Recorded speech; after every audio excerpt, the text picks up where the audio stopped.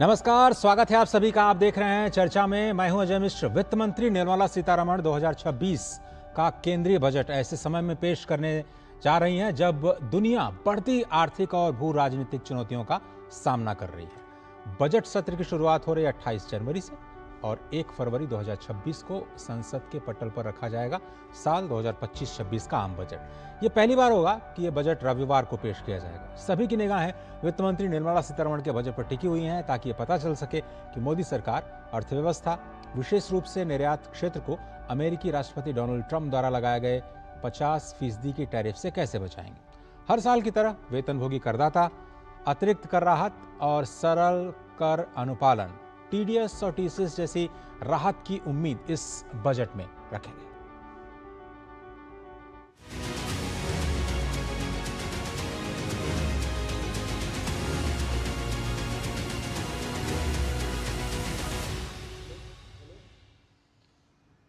और बजट आने में अब कुछ ही दिन बचे हैं। देश के करोड़ों टैक्स पेयर्स की निगाहें टिकी हैं इस सवाल पर कि क्या इस बार भी टैक्स में राहत मिलेगी या सरकार टैक्स कंप्लायंस को और सख्त करेगी। आज प्री बजट में हम चर्चा करेंगे टैक्सेशन से जुड़े एक्सपेक्टेशंस की। टैक्स के मोर्चे पर क्या कुछ उम्मीदें हैं आम आदमी की। सबसे पहले आपको दिखाते हैं ये रिपोर्ट और उसके बाद आपको लिए चलेंगे अपने एक्सपर्ट पैनल के साथ और समझेंगे कि क्या कुछ है टैक्सेशन की खास उम्मीदें। टैक्स के मोर्चे पर साल 2025 को भारत में बड़े टैक्स सुधारों के लिए जाना जाएगा। वित्त मंत्री निर्मला सीतारमण ने आम बजट 2025-26 में नए आयकर अधिनियम का प्रस्ताव किया, जो 1961 के आयकर अधिनियम की जगह लेगा। वित्त मंत्री ने नई टैक्स व्यवस्था में 12 लाख तक की आमदनी को आयकर से मुक्त कर दिया। स्टैंडर्ड डिडक्शन को भी शामिल कर लें तो ये सीमा 12,75,000 रुपए सालाना तक पहुंच जाती है। वेतनभोगी वर्ग को उम्मीद है कि स्टैंडर्ड डिडक्शन की सीमा को बढ़ाकर 1 लाख रुपए तक कर दिया जाए। साथ ही वित्त मंत्री वरिष्ठ नागरिकों को नई टैक्स रिजीम में कुछ रियायतें दे सकती हैं। धारा 80 टीटीबी के तहत निवेश पर छूट की सीमा 50,000 से बढ़ाकर 1 लाख की मांग की जा रही है। मध्यम वर्ग को उम्मीद है कि होम लोन पर ब्याज दर में छूट का फायदा नई व्यवस्था में दिया जाए। उद्योग जगत को उम्मीद है कि मैन्युफैक्चरिंग को बढ़ावा देने के लिए कॉरपोरेट टैक्स में छूट मिलनी चाहिए। कंपनियों को नए रोजगार सृजन पर भी टैक्स की छूट की सीमा में बढ़ोतरी की उम्मीद है। साथ ही R&D, क्लीन एनर्जी और AI के लिए रियायतों की घोषणा की जा सकती है। पिछले बजट में वित्त मंत्री ने मध्यम वर्ग को 1 लाख करोड़ रुपए की राहत पहुंचाई। बावजूद इसके जनवरी तक के डायरेक्ट टैक्स कलेक्शन के आंकड़े में 8.8% की बढ़त दर्ज की गई और कलेक्शन 18 लाख करोड़ को पार कर गया। पूरे साल के लिए सरकार ने डायरेक्ट टैक्स कलेक्शन का लक्ष्य 25 लाख करोड़ रुपए रखा है। बीते कुछ सालों में टैक्स प्रशासन के डिजिटाइजेशन पर फोकस की वजह से ज्यादा लोग टैक्स के दायरे में आए और टैक्स कलेक्शन में भी बढ़ोतरी दर्ज की गई है। आम आदमी को उम्मीद है कि रिटर्न भरने और रिफंड मिलने की प्रक्रिया और भी आसान हो सकती है। वैश्विक चुनौतियों के बीच भारत को विकास के पथ पर आगे बढ़ाने के लिए सरकार ने टैक्स सुधारों के लिए केवल बजट का सहारा नहीं लिया। टैरिफ चुनौतियों के बीच प्रधानमंत्री की अगुवाई में वित्त मंत्री और राज्यों ने मिलकर अगली पीढ़ी के GST सुधारों पर अपनी मोहर लगाई और 22 सितंबर से देश में केवल 2 दरों वाली GST व्यवस्था लागू हो गई। आयकर और GST के मोर्चे पर मिली राहत को मिला लें तो कुल छूट GDP के 0.9% के स्तर के बराबर हो जाती है। अप्रत्यक्ष करों के मोर्चे पर उम्मीद है कि वित्त मंत्री अमेरिकी टैरिफ के असर को कम करने के लिए आयात और निर्यात दोनों पर राहत पर फैसला ले सकती हैं। कस्टम ड्यूटी में फिलहाल 8 स्लैब हैं, जिनकी संख्या कम होने की उम्मीद है। वित्त मंत्री कस्टम ड्यूटी में सुधारों को अपना पहला फोकस पहले ही बता चुकी हैं। मेक इन इंडिया को बढ़ावा देने के लिए वित्त मंत्री घरेलू कारोबार को प्रोत्साहन और संरक्षण देने के लिए कुछ ऐलान कर सकती हैं। अजय मिश्र की रिपोर्ट, DD न्यूज़। और अब इस चर्चा की शुरुआत करते हैं। मेरे साथ बहुत ही खास मेहमान जुड़ रहे हैं इस प्रोग्राम में। चरणजोत सिंह नंदा, जो कि अध्यक्ष हैं ICAI के। आपका बहुत बहुत स्वागत है नंदा साहब। दूरदर्शन समाचार पर वक्त निकालेंगे। और प्रतीक जैन साहब, partner Price Waterhouse and Coopers India के। बहुत बहुत धन्यवाद जैन साहब वक्त निकालने के लिए। इनडायरेक्ट टैक्सेशन का एक जाना माना नाम। अब आपसे हम समझेंगे कि बजट से क्या कुछ उम्मीद है। नंदा साहब, मैं आपसे शुरुआत करना चाहता हूँ। आपके फ्रेटर्निटी को इस बजट से क्या उम्मीदें हैं, क्योंकि टैक्स की जो पूरी व्यवस्था है उसको एक तरह से सिंप्लीफाई करके पूरे देश तक पहुंचाने की जिम्मेदारी आप लोगों की है। तो क्या कुछ बड़ी उम्मीदें हैं टैक्सेशन के मोर्चे पर इस बार के बजट से? देखिए साहब, आप जानते हैं कि मैं प्रेसिडेंट हूं institute of chartered accountants of India का, जो दुनिया की सबसे बड़ी जी। अकाउंटिंग बॉडी है। तो हम बजट से पहले प्री बजट मेमोरेंडम देते हैं और बजट के बाद पोस्ट बजट मेमोरेंडम देते हैं। इस बार पहला सुझाव हमने दिया कि कुछ अपराध संबंधी प्रावधानों को अपराध की श्रेणी से हटाया जाए। जी। जैसे अगर आप टीडीएस लेकर पे नहीं करते तो आपके ऊपर क्रिमिनल केस हो सकता है। अगर कोई आपको नोटिस आया है असेसिंग ऑफिसर का, आप उसका जवाब नहीं दे पाते तो वो भी क्रिमिनल केस की श्रेणी में आता है। हम चाह रहे हैं कि इन दोनों श्रेणियों को अपराध संबंधी प्रावधानों से हटा देना, ताकि ठीक है। अगर ये हो पा रहा है तो उसको इंटरेस्ट के साथ आप टीडीएस लें या किसी भी काम को करें, लेकिन उसके लिए क्रिमिनल केस ना बिल्कुल दर्ज किया जाए। उसके अलावा दूसरा है कि एक ही गलती के लिए 2 बार जुर्माना लगाने की प्रथा को हटाया जाए, ड्यूल पेनल्टी। अगर मैंने कोई टैक्स के अंदर गलती की है तो उसपे मैं with interest with penalty tax पे करता हूं, लेकिन अगर मैंने एंट्री ली है कहीं से तो 100% एंट्री का अमाउंट टैक्स में जुड़ जाता है। अगर मैंने कोई इंटरनेशनल ट्रांजैक्शन की है जो अलाउड नहीं है और मैंने डिस्क्लोज नहीं किया, ठीक है। तो उस इंटरनेशनल ट्रांजैक्शन का 2% मुझे टैक्स के रूप में जमा करना पड़ता है। तो एक के लिए बहुत सारे टैक्स लगे, एक टैक्स लगाएं किसी भी गलती के लिए, उस गलती को बढ़ाकर उसमें और टैक्स लगाना थोड़ा सा गलत हो जाएगा। तो आप कह रहे हैं कि जो कंप्लायंस है उसमें सिंप्लीफिकेशन की उम्मीद आपको इस बजट से है, लेकिन सर ओवरऑल अगर आप देखें टैक्स रिफॉर्म्स, क्योंकि डायरेक्ट टैक्स साइड में हमने देखा कि नया इनकम टैक्स कानून आ गया, अभी एक ट्रांजिशन ईयर चल रहा है, ऐसे में और दोनों रिजीम, अगर हम रिजीम की बात करें तो क्या कंसेंसस बन रहा है? ओल्ड रिजीम न्यू रिजीम को अभी एक साथ कॉन्करेंटली चलाया जाए या फिर नए पर शिफ्ट कर जाए पूरी तरह से? देखिए साहब, ओल्ड रिजीम के अंदर डिडक्शंस है, नई रिजीम में डिडक्शन नहीं है। ऑल्दो वित्त मंत्री ने 12 लाख तक कहा, 87A के अंदर माफी का 1 लाख की बात चल रही है कि डिडक्शन 75 से 1 लाख, 75,000 से 1 लाख हो जाएगी, लेकिन उसमें सबसे बड़ी प्रॉब्लम है सरचार्ज की। यहाँ पर डिडक्शन नहीं तो इनकम ज्यादा दिखती है और 50 लाख के ऊपर सरचार्ज लगता है। तो हमारा ये रिक्वेस्ट था, हमारा ये सजेशन था गवर्नमेंट को, वित्त मंत्रालय को, कि वो 50 लाख से 1 करोड़ कर दिया जाए। उससे क्या होगा कि आप अगर आपका 2 लाख भी ज्यादा, 1 लाख भी ज्यादा, तो भी आप सरचार्ज की श्रेणी में आ जाते हैं, जिसमें 10% आपको टैक्स पर टैक्स देना पड़ता है। तो हमारा यह सजेशन था कि इसे खत्म कर दिया जाए। एक और बढ़िया सजेशन में दिया है शादीशुदा जोड़ों के संबंध में। हिंदुस्तान में बहुत सारी फैमिलीज में लेडीज काम नहीं करती और इनकम घर में आती है, इनकम में पूरा टैक्स कट के घर में आता है। जो घर में बढ़ जाता है, पैसे की कमी रहती है रोजगार के कामों के लिए, दवाई के लिए, खाने पीने के लिए, अच्छे पौष्टिक भोजन के लिए, पढ़ाई के लिए। तो हमने ये कहा कि जब भी हस्बैंड वाइफ चाहे तो उन दोनों को जॉइंट टैक्सेशन कर दिया जाए। तो मेरी जैसे इनकम की एग्जम्पशन 4 लाख है, मेरी बीवी कुछ काम नहीं करती, हम दोनों जुड़ेंगे तो हमारी एग्जम्पशन की लिमिट हो जाएगी 8 लाख। अगर मैं न्यू टैक्स रिजीम में भर रहा हूं तो मेरी स्टैंडर्ड डिडक्शन 75,000 है, हम दोनों जुड़े तो 1.5 लाख होनी चाहिए। उसके अलावा सरचार्ज अगर आज के हिसाब से मैंने 50,000 है, 50 लाख है, तो हम दोनों की मिलके 1 करोड़ होनी चाहिए। उससे क्या होगा, उन घरों में जहां के ज्यादा लोग काम नहीं करते, कमाने वाला एक है, वहां जुड़ने से टैक्स कम लगेगा और घर में पैसे ज्यादा आएंगे, जिससे कि जरूरत या जो डेली चीजें हैं। लेकिन क्या ऐसी व्यवस्था क्या कहीं और भी है नंदा साहब, और क्या भारत जैसे देश में ये संभव है? यूरोप में, अमेरिका में बहुत जगह पर है, ये तो अच्छा। बहुत पुरानी चल रही है, काफी जगह पर है ये, और वहां पर ये सक्सेसफुल छोटी मोटी प्रॉब्लम आती है लेकिन वो चल रही है, ताकि उससे जो लोग काम नहीं करते उनको कुछ थोड़ा सा रिबेट मिल जाए और वो काम को ढंग से कर सके। चलिए प्रतीक जैन साहब, अब थोड़ा सा हम आपसे ये समझना चाहेंगे कि ओवरऑल अगर हम टैक्सेशन रिफॉर्म्स की बात करें तो अगला कदम कहां पर आप देख रहे हैं, खासतौर पर हम बजट के लिहाज से इस चर्चा को आगे बढ़ाएं, और कितना आसान या मुश्किल होगा टैक्सेशन के मोर्चे पर फैसले लेना इस बार चुनौतियों को देखते हुए वित्त मंत्री के लिए? देखिए मुझे लगता है कि ये प्रतीक जी के लिए सवाल है नंदा साहब जी। जी, मुझे लगता है कि देखिए रिफॉर्म तो एक प्रोसेस है, जैसे नंदा साहब ने कहा कि बहुत सारी चीजें हो चुकी हैं, बहुत सारी चीजें होने की उम्मीद है।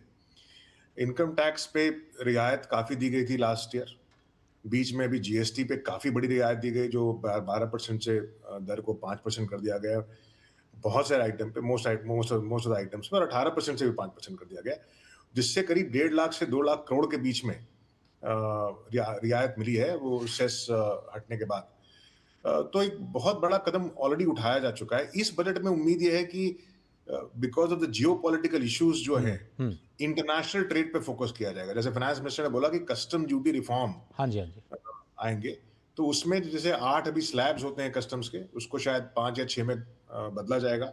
इफेक्टिव रेट जो है कस्टम ड्यूटी की, वो शायद थोड़ी कम हो सकती है। पिछले बार अगर आपको याद हो तो बाइक्स पे और बर्बन विस्की पे कम किया गया था, क्योंकि इंडिया को ऐसा लग रहा था कि बायलैटरल ट्रेड एग्रीमेंट साइन होंगी कुछ कंट्रीज के साथ। इस बार यूरोपियन यूनियन के साथ अभी बात हुई है डावोस से कि भाई वो बहुत तेजी से आगे बढ़ेगा, तो उसको मद्देनजर रखते हुए कुछ रियायत दी जा सकती है कस्टम्स में। एक एसईजेड में बड़ी घोषणा हो सकती है, क्योंकि एसईजेड में अभी कैपेसिटी बहुत क्रिएट किया गया, लेकिन एक्सपोर्ट्स उतना हो नहीं रहा, एक्सपोर्ट मार्केट थोड़ा मंदा है। तो उसमें वो डोमेस्टिक मार्केट को जब सप्लाई करते हैं एसईजेड में बना के, तो अभी पूरे वैल्यू पे कस्टम ड्यूटी लगता है। तो एक डिमांड जो इंडस्ट्री ने किया है कि पूरे वैल्यू पे कस्टम ड्यूटी नहीं लगा के, जो रॉ मटेरियल पर कस्टम ड्यूटी हमने गवर्नमेंट ने नुकसान किया है इंपोर्ट के समय, ड्यूटी फॉरगोन जिसको बोलते हैं, वही ड्यूटी लगे। तो उससे क्या होगा कि एक पूरा का पूरा डोमेस्टिक मार्केट जो है वो खुल जाएगा एसईजेड्स के लिए। तो वो एक बड़ा कदम हो सकता है। दूसरा मुझे लगता है कि एक्सपोर्ट में इंडिया को बिकॉज यूरोप में और दूसरे नए मार्केट तलाश करने की जरूरत है, उसके लिए एक्सपोर्टर्स को कुछ रियायत मिल सकती है। अंडर मेक इन इंडिया कुछ नए स्कीम्स की घोषणा हो सकती है कि भाई जैसे पीएलआई स्कीम्स बहुत सारे सेक्टर्स में आई, गवर्नमेंट लेके आई, हो सकता है कुछ और सेक्टर्स में लेके आए। तो मुझे लगता है फोकस वही रहेगा कि रिफॉर्म्स लेके आए, ईज ऑफ डूइंग बिजनेस पे फोकस करें और इंडियन मैन्युफैक्चरिंग सेक्टर पे को ध्यान में रखें। आप कह रहे हैं ईज ऑफ डूइंग बिजनेस पर फोकस करना चाहिए वित्त मंत्री। छोटा सा ब्रेक लेते हैं नंदा साहब, लेकिन उसके बाद थोड़ा सा वित्त मंत्री की तरफ से भी हम इस चर्चा को आगे बढ़ाना चाहेंगे कि टैक्सेशन तो जरूरी है देश को विकसित बनाने के लिए, तो टैक्स जीडीपी रेशियो इंप्रूव कैसे किया जाए, उसको लेकर के क्या कुछ कदम सुझाए जा सकते हैं। छोटा सा ब्रेक, आप देख रहे हैं हमारा खास चर्चा में, और आज हम चर्चा कर रहे हैं कि टैक्सेशन सेक्टर की क्या कुछ एक्सपेक्टेशंस हैं आने वाले बजट से। टिंग टिंग, अम्मा मैसेज। मैं आपके मौसा के चाचा का नाती का पोता, शादी का कार्ड मैसेज में भेजा है, डाउनलोड करिए और आशीर्वाद दीजिए। मैं तो आपको जानती भी नहीं, फिर भी शादी का कार्ड खोलूं? मैं मूर्ख नहीं हूँ। क्या बात है अम्मा, यूपीआई कहता है अगर कोई अनजान नंबर से फाइल या लिंक भेजे तो क्लिक मत करो और कहो मैं मूर्ख नहीं।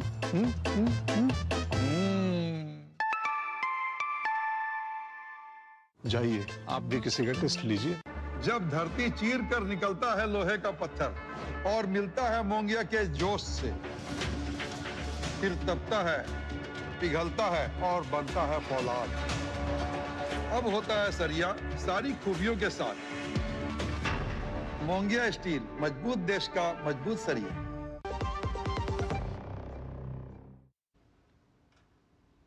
स्वागत है आप सभी का। इस चर्चा को हम आगे बढ़ाते हैं। इस वक्त चरणजोत सिंह नंदा साहब, जो कि अध्यक्ष हैं आईसीएआई के, Indian institute of chartered accountants of India के, और प्रतीक जैन साहब पार्टनर पीडब्ल्यूसी इंडिया के हैं। नंदा साहब, अब थोड़ा सा टैक्स रिफॉर्म्स की बात कर लें। टैक्स टू जीडीपी रेशियो को और बढ़ाने के लिए, टैक्स बेस को बढ़ाने के लिए क्या कुछ और किया जा सकता है, जिससे कि कम से कम विकसित भारत में ये जो टैक्सेशन है वो उसका कलेक्शन ज़्यादा हो। पिछली बार हमने देखा था कि बहुत सारी रियायतें दी गई हैं। इस बार इस मोर्चे पर क्या कुछ उम्मीदें हैं?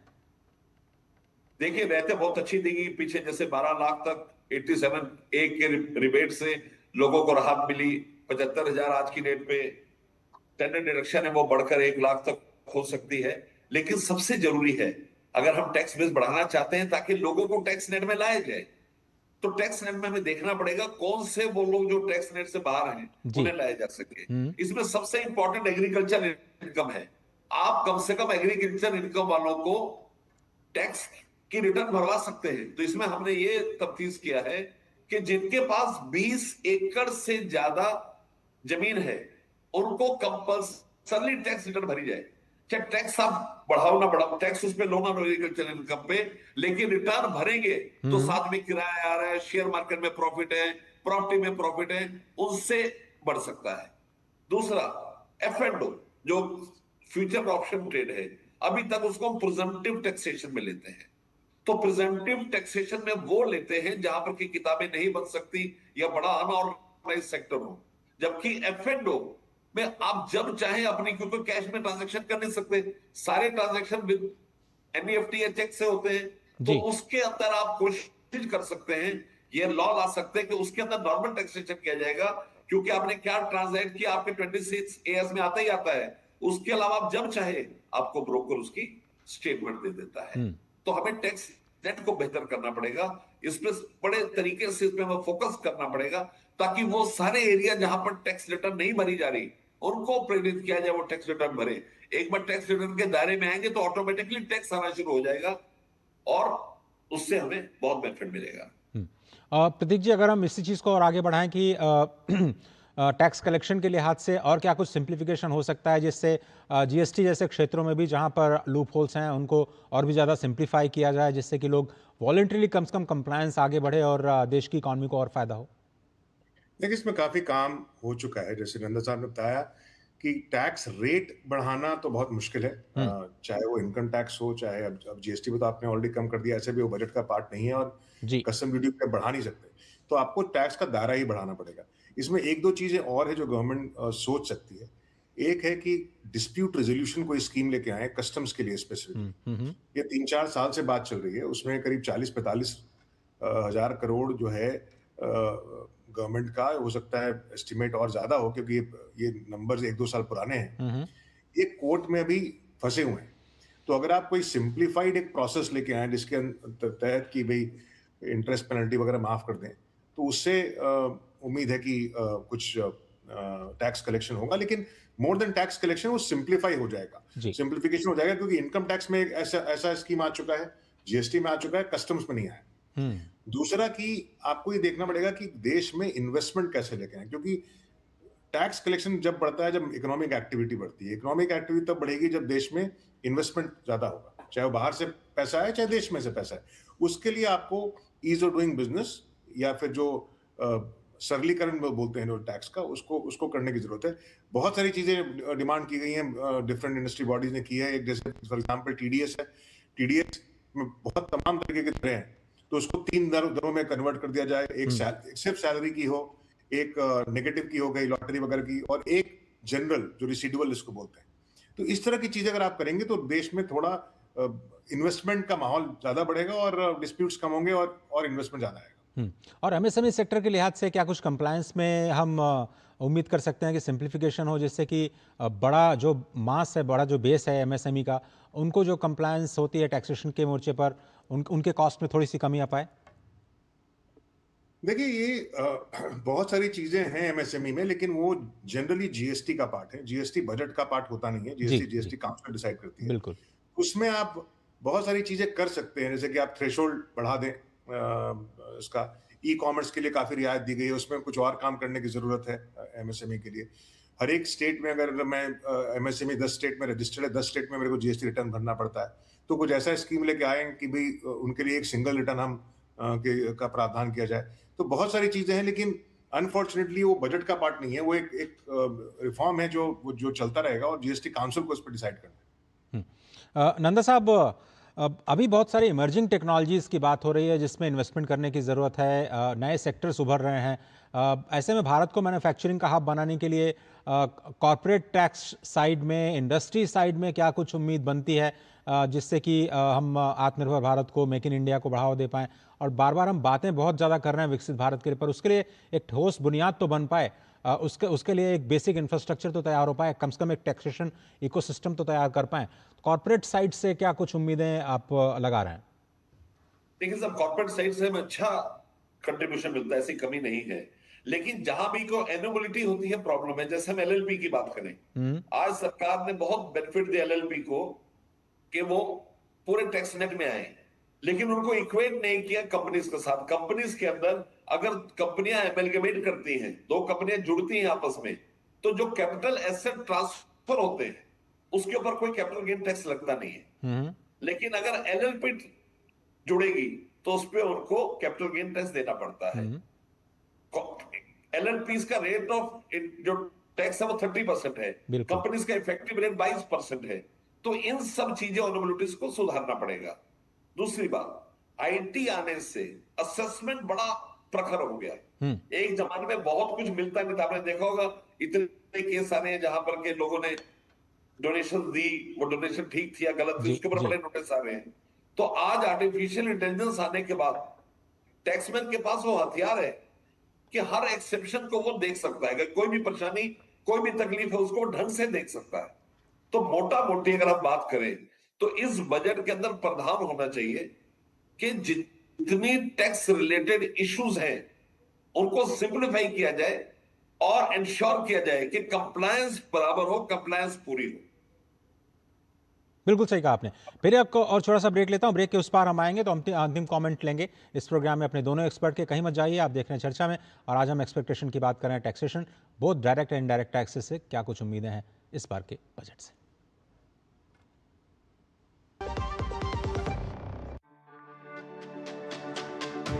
मेरी पसंद, मेरी पसंद, मेरी पसंद, मेरी पसंद, हमारी पसंद, हम सबकी पसंद। मजबूत देश का मजबूत सरिया मोंगिया स्टील।